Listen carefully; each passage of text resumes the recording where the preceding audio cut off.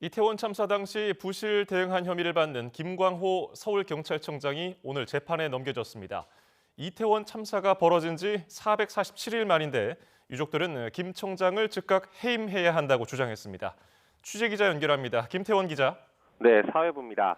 검찰이 1년 넘는 수사를 해온 끝에 김 청장을 재판에 넘긴다고요? 네, 그렇습니다. 서울 서부지검은 오늘 김광호 서울경찰청장을 업무상 과실치사상 혐의로 불구속 기소했습니다. 참사 당일 서울 이태원 일대에 인파가 몰릴 수 있다는 것을 알고도 부적절하게 조치해 참사 피해를 키운 혐의입니다. 재작년 10월 14일부터 참사 당일까지 10만 명이 넘는 사람이 모일 거란 공식 보고가 잇따랐는데도 기동대 배치 등의 대책을 마련하지 않았다는 겁니다. 또 참사 당일 서울청 상황관리관이었던 류미진 전 인사교육과장과 전 상황실 팀장도 함께 재판에 넘겼습니다. 인파가 몰린다는 112 신고가 접수되고 안전사고 우려가 있는데도 제대로 대응하지 않고 김광호 청장에게 신속히 보고하지 않은 혐의입니다. 결국 이들 3명이 앞서 기소된 이임재 전 용산경찰서장, 박희영 용산구청장 등과 함께 업무상 과실로 158명을 숨지게 하고 312명을 다치게 했다는 게 검찰 판단입니다.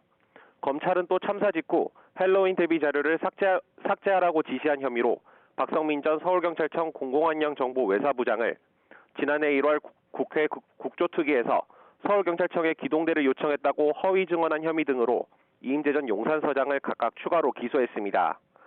다만 참사 당시 구조지휘를 소홀히 해 참사 피해를 키운 혐의로 수사를 받아온 최성범 용산소방서장 등은 혐의가 없다고 보고 재판에 넘기지 않기로 했습니다. 김광호 청장 등 3명에 대해선 지난해 1월 경찰청 특별수사본부가 송치한 지 1년 만에 기소가 결정된 건데요. 지난 15일 검찰 수사심의위원회가 기소를 권고했던 게 이 같은 처분에 결정적이었던 것으로 풀이됩니다. 서울 서부지검 수사팀은 애초 김 청장을 불기소하는 데 무게를 뒀기 때문인데요. 실제로 지난해 말 김 청장에겐 법적 책임을 물을 만큼의 주의 의무가 없다는 의견을 대검찰청에 보고했던 것으로도 파악됐습니다. 하지만 이원석 검찰총장 직권으로 열린 검찰 수사심의 권고에 따라 나흘 만에 결론을 바꾼 것으로 보입니다.